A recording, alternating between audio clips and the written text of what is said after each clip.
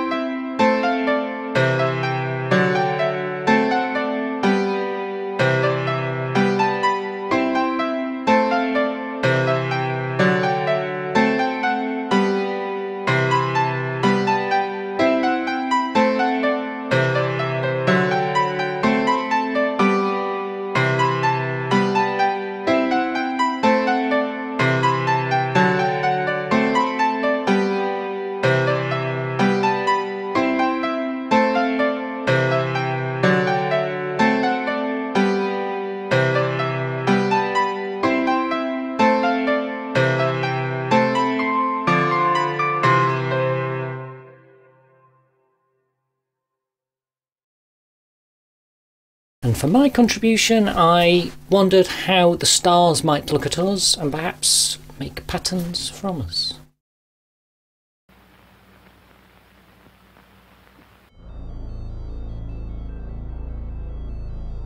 I was born in the stretch of void tallow, the dark matter of gaps between objects.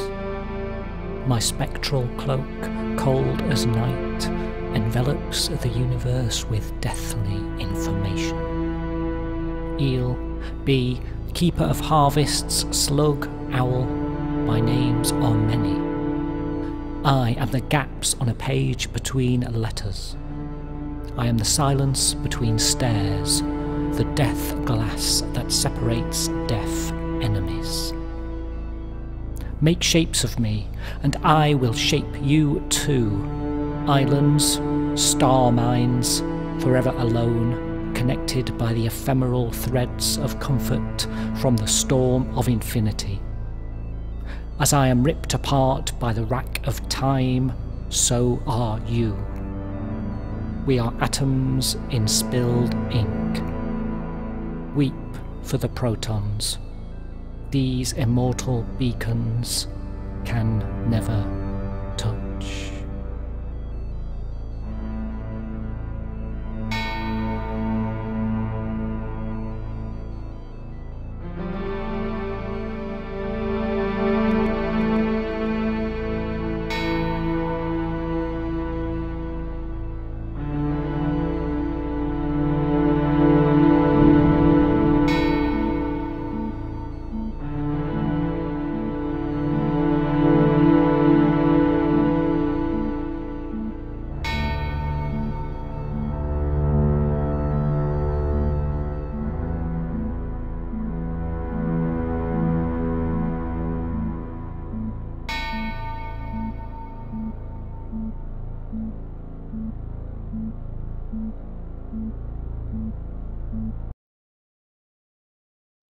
And now, to take us into Andrew Williams' fire music, we have a poem from Andy N, which paints a romantic landscape in words.